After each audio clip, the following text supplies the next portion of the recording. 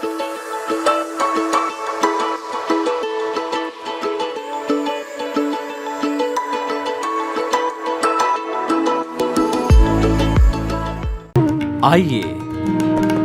सुनिए, देखिए, समझिए सनातन सत्य। जैसी दृष्टि वैसी सृष्टि, दृष्टि विज्ञान।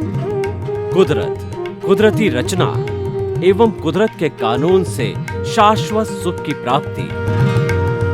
जोधपुर के परम पूज्य महात्मा उपासक प्रोफेसर डॉक्टर सोहन राज तातेड़ के निर्देशन में सनातन सत्य। जैसी दृष्टि वैसी सृष्टि, दृष्टि विज्ञान।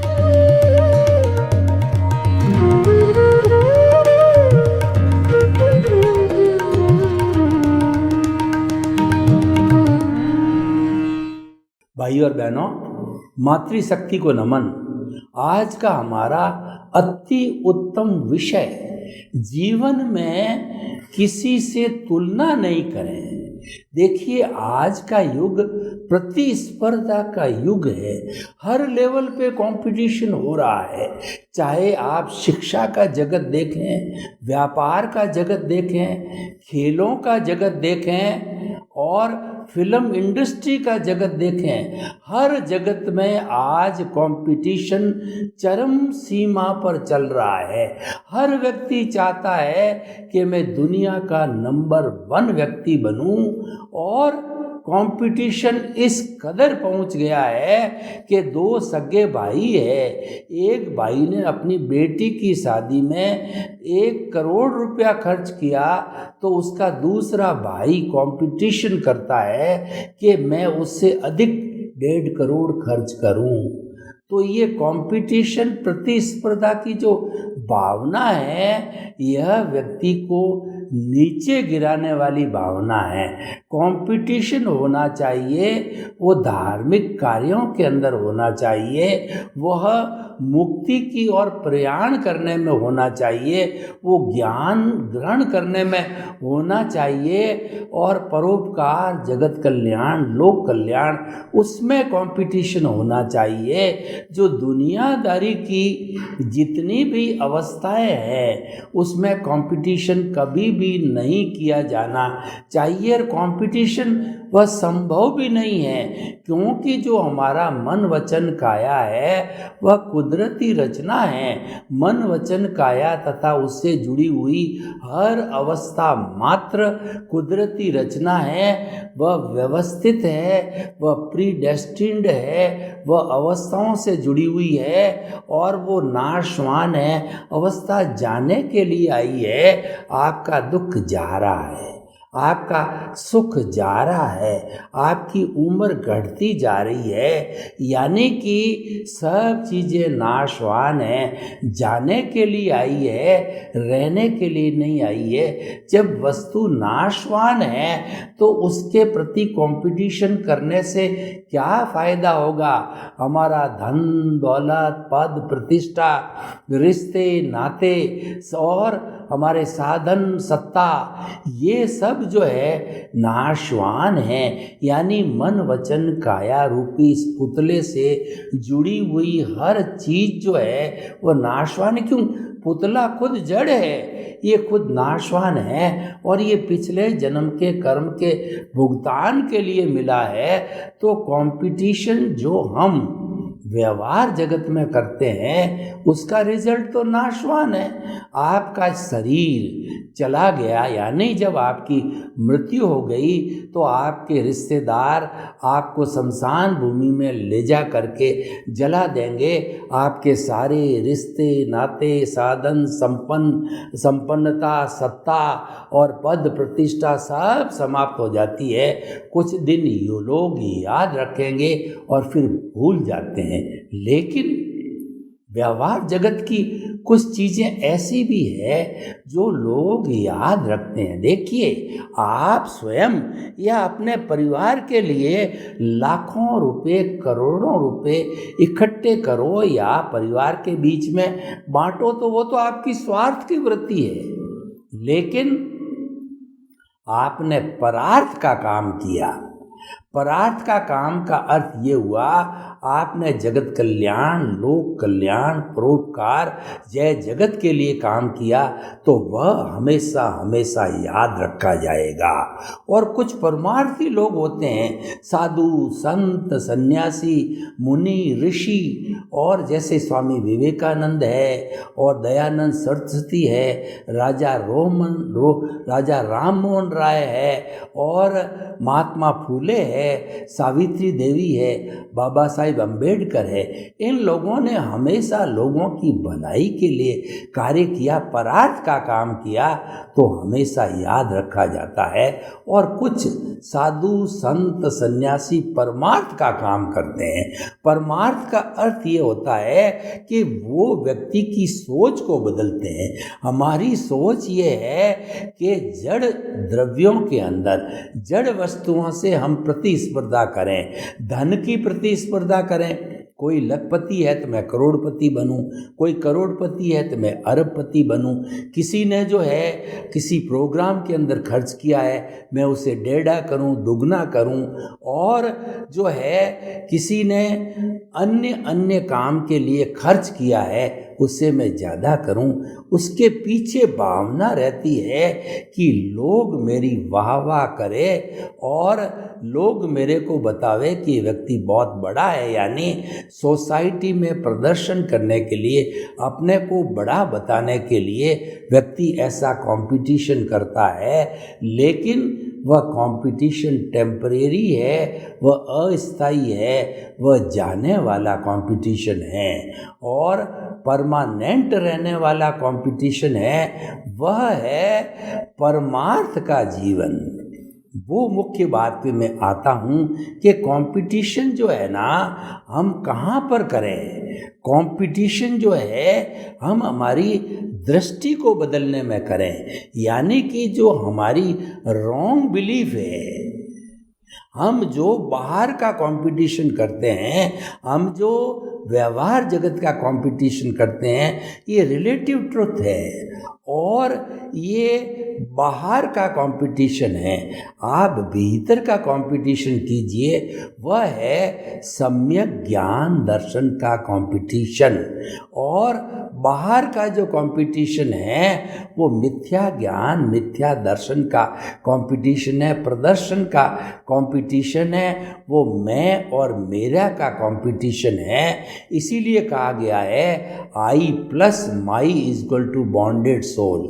आपकी प्योर सोल जो भीतर विराजमान है, शुद्ध आत्मा स्वरूप है, उसके साथ में मैं और मेरा जुड़ गया।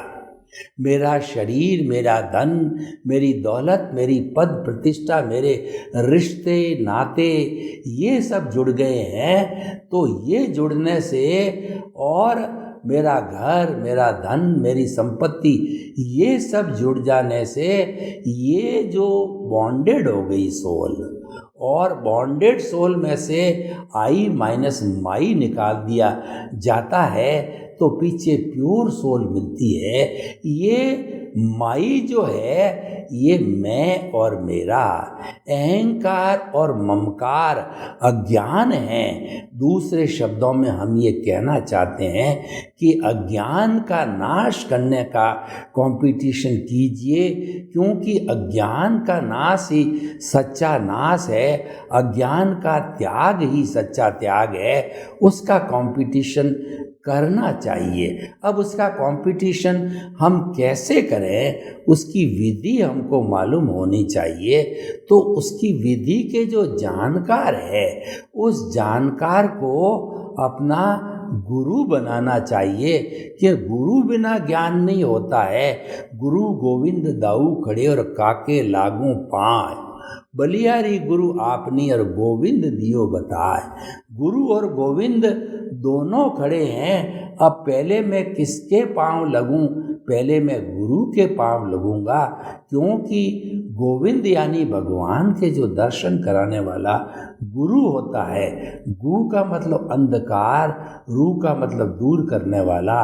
गुरु वह व्यक्ति होता है जो अज्ञान रूपी अंधकार को वो दूर कर देता है। दीपक को जो है ज्ञान की उपमा दी गई है। एक छोटे से मिट्टी के दीपक को घने तिमिर के अंदर, शताब्दियों का तिमिर है, उसके अंदर उसका दिया जला दिया जाता है। वह उस तिमिर को हर लेता है और प्रकाश कर देता है। क्योंकि दीपक होता है, स्व पर प्रकाशक होता है, खुद भी प्रकाशित होता है और दूसरों को भी प्रकाशित करता है। तो ये हमारा प्रकाश, ये जो ज्ञान प्रकाश है, ये स्व पर प्रकाश है, स्वयं प्रकाशित है और दूसरों को प्रकाशित करता है। ज्ञानी पुरुष स्व पर प्रकाशित होता है। हमारा दृष्टा शुद्ध आत्मा भगवान जो भीतर विराजमान है, वह स्व पर प्रकाशित है, खुद प्रकाशित है और औरों को प्रकाशित करता है। तो इसीलिए जो हमें स्व पर प्रकाशक ज्ञानी पुरुष होते हैं, उनकी शरण में जाना चाहिए, उनसे जो एनलाइटनमेंट का रास्ता समझना चाहिए और गुरु की कृपा हो जावे, हमारा पुण्योदय हो और उनका पुण्योदय हो, वो निमित्त बने और हम निमित्त बने और एक वर्तमान के संजोग, इन सब द्रव्य क्षेत्र काल भाव के मिलने से गुरु हमको ज्ञान देता है। गुरु हमारे भीतर प्रतीति करा देता है कि मन वचन काया से मुक्त तुम शुद्ध आत्मा हो। हमको शुद्ध आत्मा की प्रतीति करा देता है और हमारे जो आज्ञा चक्र के सेंटर के अंदर शुद्ध भावों के साथ में परम पिता परमेश्वर अपनी आत्मा को शुद्ध भावों से प्रतिष्ठित करा देता है और वह हमको जो है एक शिक्षा देता है कि 24 आवर्स जीवन भर इस केंद्र के इर्द गिर्द रहो। केंद्र से भटक कर तुम परिधि पर चले जाओ। परिधि है मैं और मेरा, अहंकार और ममकार, परिधि अज्ञान है, परिधि जड़ है, परिधि धन दौलत साधन सत्ता संपत्ति पद प्रतिष्ठा से जुड़ी हुई है। हम जब भटक करके और उसके साथ तन्मयाकार हो जाते हैं तो ऐसी स्थिति के अंदर हम मिथ्या ज्ञान मिथ्या दर्शन को प्राप्त कर लेते हैं। लेकिन क्योंकि गुरु ने हमको गोविंद के दर्शन करा दिए, यानी हमारे को आत्मा का स्पर्श करा दिया, हमको सम्यक दर्शन करा दिया, तो सम्यक दर्शन कराने के साथ साथ हमारे भीतर शुद्ध आत्मा परम पिता परमेश्वर की जो भाव सत्ता है, जिसको कि प्रज्ञा कहते हैं, वह जागृत हो जाती है। क्योंकि मूल आत्मा तो दृष्टा है, वह अक्रिया है, वह कुछ भी काम नहीं करती, मात्र उसकी प्रेजेंस है, उपस्थिति है, उसकी हाजिरी है। क्योंकि उसकी हाजिरी के बिना तो हम मुर्दे बन जाते हैं। खेल सारी जो है वो हमारे परम पिता परमेश्वर शुद्ध आत्मा की हाजिरी का है। तो उनकी हाजिरी होने से मैं हाथ हिला रहा हूँ, मैं प्रवचन देता हूँ, मैं आँखें टिमटिमाता हूँ और मैं हिल रहा हूँ। वो नहीं है तो कुछ भी नहीं है। मैं एक उदाहरण देना चाहता हूँ। ये सारी बातें क्यों करना चाहता हूँ कि आपके भीतर एक परमानेंट विश्वास, आत्मविश्वास जागृत कर लेना चाहता हूँ कि आप कंपटीशन करो तो इस आत्मा का जो लक्षण ज्ञान दर्शन है उसका कंपटीशन करो। यानी कि कोई व्यक्ति आत्म साधना करता है और कोई व्यक्ति परमार्थ का काम करता है, तो उसके साथ कंपटीशन करो तो उससे आपका कल्याण होगा, स्व पर का कल्याण होगा। हमारा तो कल्याण होगा ही और उसके साथ साथ के अंदर जनता का भी कल्याण होगा। जिसको यह मार्ग मिल जाता है दृष्टि विज्ञान, तो वह धन्य हो जाता है, उसका जीवन सुधर जाता है, उसके मोक्ष की नींव लग जाती है।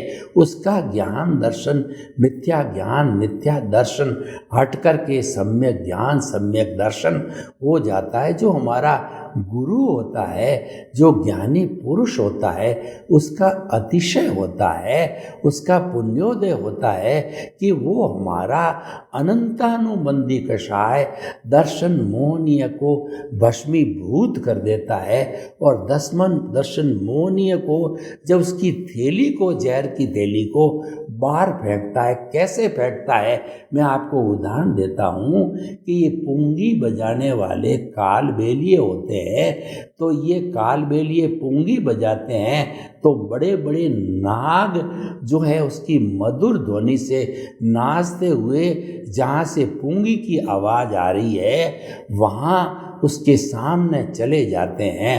फिर जो है वो कालबेलिया होता है, उस नाग को कंठकूप से पकड़ता है, उसका कंठ दबा देता है। कंठ के अंदर जहर की थैली होती है, वो दबाते ही शल्य को एक्सपर्ट होता है तो उसकी शल्य चिकित्सा करके और जो जहर की थैली होती है वह बाहर गिर जाती है। जैसे कि बोर में से जो है उसकी गुठली, निम्बोली में से उसकी गुठली, आम में से उसकी गुठली बाहर गिरती है, उसी तरीके से वह जहर की थैली बाहर गिर जाती है और वो नाग एक साधारण नाग बन जाता है। फिर उसकी आजीविका का वो साधन बन जाता है। उसको पिटारे में बंद करके और लोगों की भीड़ के सामने अपने हाथ पर डसाता है, क्योंकि जहर की थैली निकल गई।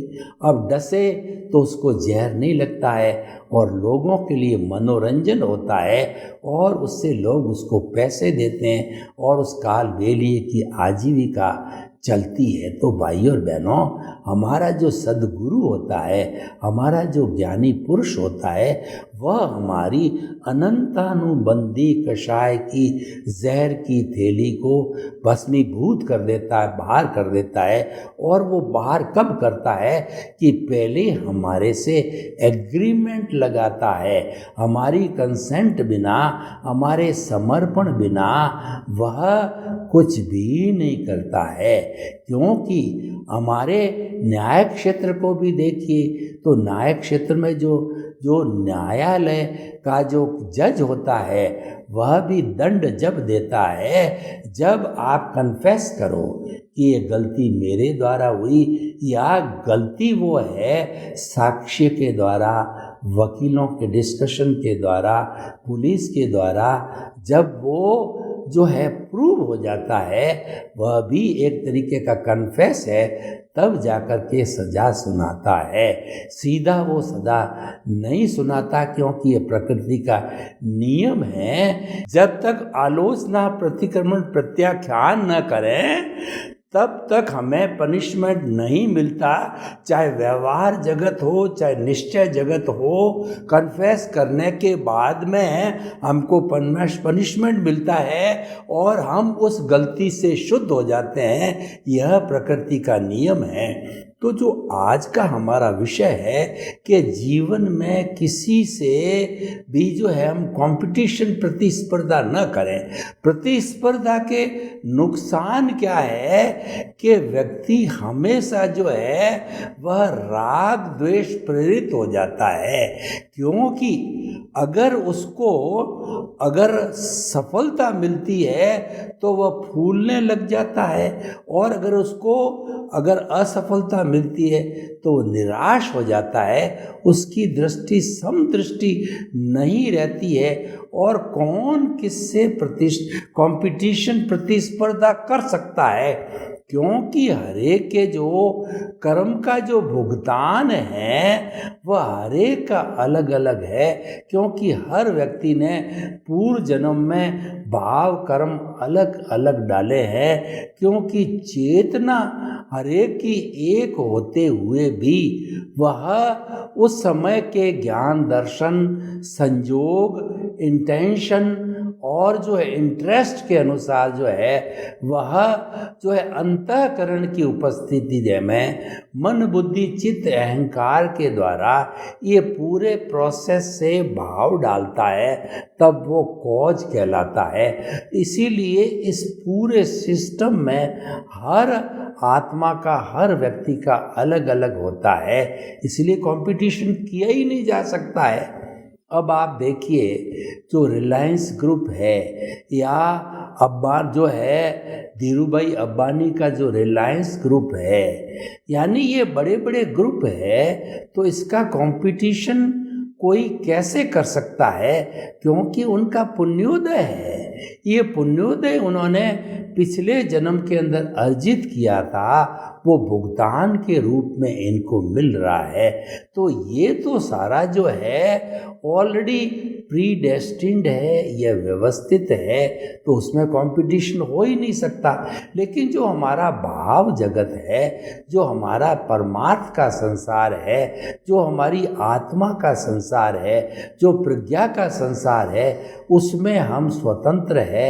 उस पर न तो कुदरत का कानून चलता है और न कुदरत का संचालन उस पर चलता है। उस पर कुदरत का कोई भी हुक्म और कोई भी आदेश नहीं चलता। यानी कि हमारी आत्मा का जो भाव तंत्र है, जो भाव सत्ता है, वह बिल्कुल स्वतंत्र है। वो अपने में महाराजा है, उस पर किसी का कानून नहीं चलता है।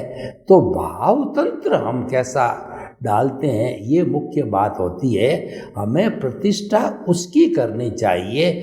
भाव तंत्र के अंदर जो हमारा दृष्टा है, आत्मा है, उसकी हाजिरी होती है। और आत्मा क्या है? आत्मा तो ज्ञान दर्शन वाली है। उपयोग लक्षणो जीव, आत्मा का लक्षण उपयोग है। उपयोग को ज्ञान दर्शन कहते हैं। यानी कि व्यक्ति एक शरीर छोड़ करके दूसरे शरीर को धारण करता है, तो उसमें यही आत्मा साथ में रहती। आत्मा हर जन्म में हर शरीर के साथ, उस व्यक्ति के हर शरीर के साथ में रहती है। उसकी जो प्रेजेंस है वो कंपल्सरी है, मैंडेटरी है। उसकी प्रेजेंस के बिना तो ये शरीर काम करेगा ही नहीं, ये तो मुर्दा रहेगा। तो उसकी प्रेजेंस तो रहती है। वो दृष्टा है, वह प्रकाशक है, वह स्व पर प्रकाशक दोनों हैं। वो दृष्टि को प्रकाशित करता है। उस दृष्टि से हम देखते हैं। एक तो हमारी बाहर की दृष्टि होती है, उससे हम दृश्य देखते हैं। एक भीतर की दृष्टि होती है, वो ज्ञान की दृष्टि होती है। अगर आत्मा उसमें सक्रिय है तो वो सम्यक ज्ञान, सम्यक दर्शन की दृष्टि होती है। उसके अंदर अगर हमारा देहाध्यास, उसमें हमारी अज्ञा, उसमें हमारी 5 इंद्रियां सक्रिय है, तो वह दृष्टि हमारी मिथ्या ज्ञान, मिथ्या दर्शन की हो जाती है। हमें कंपटीशन करना है इस बात पे। Here lies the turning point, कि हमको कंपटीशन इस बिंदु पर करना है कि कौन कितना जीवन के लंबे समय तक आत्मा के इर्द गिर्द रह सकता है। क्योंकि देहाध्यास जो शरीर है, इसका संचालन तो कुदरत के हाथ है। ये तो कठपुतली है। को सुख को दुख देत है, कर्म देत जग जोर, उर्जत सुरजत आप ही और ध्वना, ध्वजा पवन के फेर। ये जो मंदिर पे जो ध्वजा होती है, उसको कौन फहराता है और उसको कौन जो है मोड़ता है? पवन करती है। तो हमारा जो है, ये जो जीवन चलाता है वो कर्म चलाते हैं। इसीलिए कर्म जो है प्रमुख है, वो हमारा द्रव्य कर्म है और उसका संचालन कुदरत के हाथ में होता है। हमारी मृत्यु होते ही जो हमारी कॉजल बॉडी रूपी आंसर शीट होती है, वह कुदरत के पास चली जाती है। वह जो उस कुदरत के पास में जो है बहुत बड़ा जो है रिकॉर्ड होता है, उसके अंदर चली जाती है। और जो हमारा जो बीज पड़ते हैं हमारे भीतर, वो होते हैं स्पीच और एक्शन के बीज। उससे द्रव्य मन बनता है। भाव मन तो कुदरत के पास चला गया और फिर ये द्रव्य मन के अंदर स्पीच और एक्शन के बीज होते हैं। तो जैसे जैसे भाव होते हैं वो द्रव्य कर्म के रूप के अंदर कन्वर्ट हो जाते हैं। वही हमारा भुगतान है और वही हमारा उदय और प्रारब्ध है, उसके अनुसार ये चलता है। तो उसका कंपटीशन हम कैसे कर सकते हैं? ये तो रिलेटिव पुरुषार्थ है। आप अपनी संतुष्टि अवश्य कर लो कि मैंने बड़े भाई के साथ में कंपटीशन किया, मैंने जो है फलां के साथ में कंपटीशन किया। अब हार जीत तो प्रीडेस्टिन्ड है, वो तो ऑलरेडी जो है वो आपकी हार जीत तय होकर के आती है। तो वो तो होगा वही जो मंजूर खुदा होता है। वास्तव के अंदर सब कुछ करने के बाद में वही होता है जो हम साथ में लेकर के आए हैं, फिल्म में लेकर के आए हैं। तो हम ये कहना चाहते हैं कि आप कंपटीशन करो तो जो है वो परमार्थ के जीवन में कंपटीशन करो, परार्थ के जीवन में कंपटीशन करो। और हमारा मन वचन काया का व्यवहार जगत है, उसमें कंपटीशन करके दुखी मत बनो। सर्वे भवन्तु सुखिनः, सर्वे सन्तु निरामया। लोक के जीवों को सुख मिले, शांति मिले, आनंद मिले, प्रेम मिले, सौहार्द मिले और सब सुख शांति के साथ में मोक्ति को प्राप्त हो। आपके प्रति शुभ भावना। ओम अरहम।